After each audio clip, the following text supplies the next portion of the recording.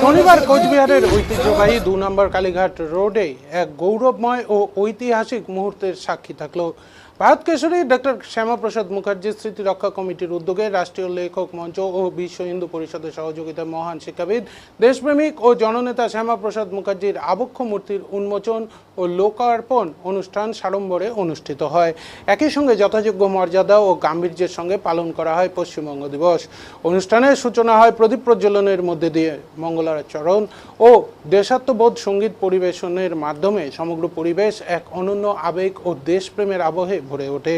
উপস্থিত ছিলেন বিশিষ্ট অতিথিবৃন্দ, সমাজসেবী, সাংস্কৃতিক ব্যক্তিত্ব, শিক্ষক শিক্ষিকা, যুব সমাজ ও সাধারণ মানুষ শ্রদ্ধাভরে স্মরণ করেন ডাক্তার শ্যামাপ্রসাদ মুখার্জির অসামান্য অবদান। বক্তারা বলেন, তিনি শুধু একজন রাজনৈতিক নেতা ছিলেন না, তিনি ছিলেন জাতীয় চেতনার এক উজ্জ্বল প্রতীক, যিনি দেশের ঐক্য, সংস্কৃতি ও শিক্ষার বিকাশে আজীবন সংগ্রাম করে গেছেন। বক্তৃতার মাধ্যমে তুলে ধরা হয় তার নির্ভীক নেতৃত্ব, দেশভক্তি এবং পশ্চিমবঙ্গ তথা ভারতের প্রতি তার গভীর ভালোবাসার কথা। একই সঙ্গে পশ্চিমবঙ্গ দিবস উপলক্ষে বাংলার ইতিহাস, সাংস্কৃতিক ভাষা, ঐতিহ্য ও গৌরবময় আত্মপরিচয় নিয়ে বিস্তারিত আলোচনা করা হয়। বক্তারা বলেন, বাংলা শুধু একটি ভূখণ্ড নয়, এটি এক সমৃদ্ধ সংস্কৃতি, জ্ঞান চর্চা ও মানবিক মূল্যবোধের ধারক ও বাহক।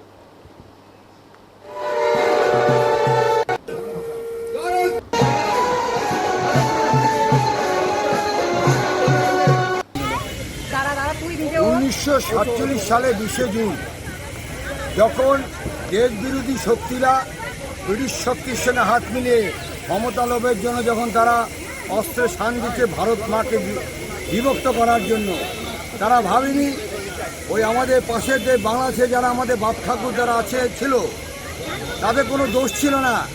তারা দেশ বিভাজনের নির্মম বলির শিকার। তারা কোথায় যাবে, কোথায় থাকবে, হাজার হাজার শরণার্থী তাদের থাকার জন্য, তাদের নিশ্চিত ভবিষ্যৎকে নিশ্চিত করার জন্য আর ভারত সেবাশ্রমের প্রতিষ্ঠাতা, হিন্দু মিলন মন্দিরের প্রতিষ্ঠাতা যুগাবতার স্বামী প্রণবানন্দজির মার্গদর্শনে আশুতোষ মুখোপাধ্যায় সুযোগ্য পুত্র, ভারত মায়ের বীর সন্তান শ্যামাপ্রসাদ মুখার্জি আপসী লড়াই নামলেন হিন্দু বাঙালি হোমল্যান্ড করার জন্য। দীর্ঘ লড়াইয়ের পর 1947 সালে 20 জুন পশ্চিমবঙ্গ ভারত মুক্তি হয়।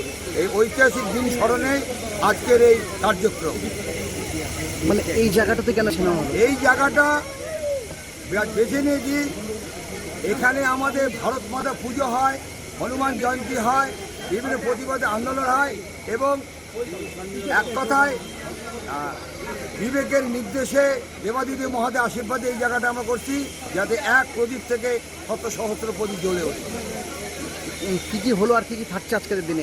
আজকের দিনে আছে আপনার এখানে দীপ প্রজ্বলনের মাধ্যম দিয়ে অনুষ্ঠানের শুরুয়াত, একাত্মতা মন্ত্র, বিজয় মন্ত্র, সুভাষিত অমৃত ওজন পাঠ, লোকার্পণ হলো। এরপরে দেশাত্মবোধক গানের উপরে নৃত্যানুষ্ঠান, দেশাত্মক গান, তারপরে গীতা পাঠ, হনুমান চালিসা, বক্তব্য আমাদের, তারপরে অনুষ্ঠান রাষ্ট্রবন্দনাদের শেষ হবে।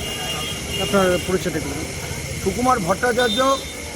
এই পুরো প্রোগ্রামের যে নামে হচ্ছে সেটা হচ্ছে ভারত কেশরী শ্যামাপ্রসাদ মুখার্জি স্মৃতি রক্ষা কেন্দ্র, তার আমি একজন কার্যকরী সদস্য।